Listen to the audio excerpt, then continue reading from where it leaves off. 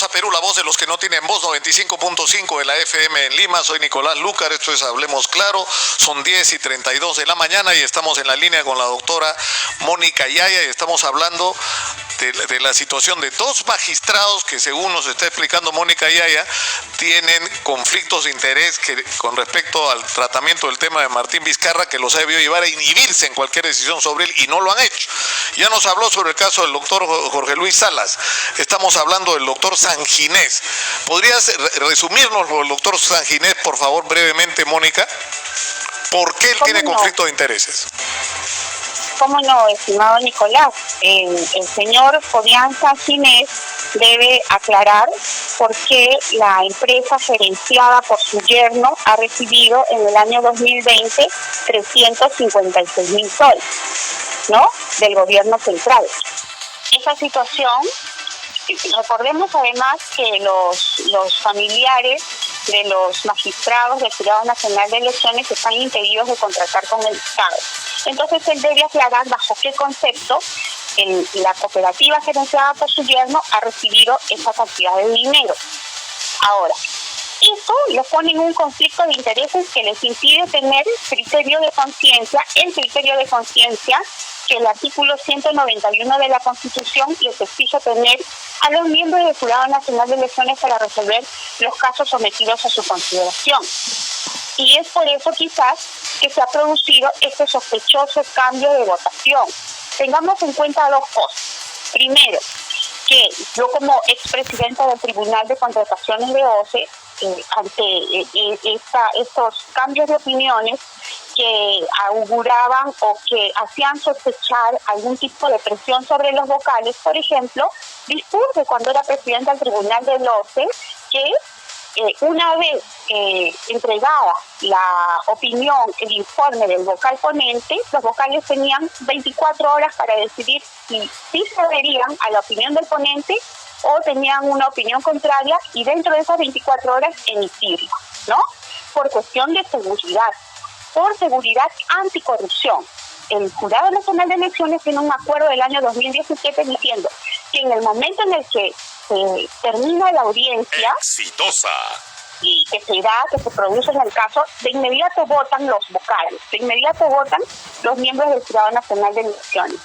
Pues lamentablemente los miembros del Jurado Nacional de Elecciones, en el caso de Martín Vizcarra, no han cumplido con ese mandato del acuerdo del año 2017. Pero ¿a qué conclusión te lleva esto? Porque Ricardo, usted ha agregado que para justificar la decisión en los términos que lo han hecho, han tenido que modificar otras resoluciones para que todo encaje. Entonces, ¿qué es lo que tendría que ocurrir, Mónica, en términos prácticos? O sea, ¿a qué conclusión te lleva esto? Que esas resoluciones son nulas, pero el Jurado Nacional de Elecciones es la última instancia.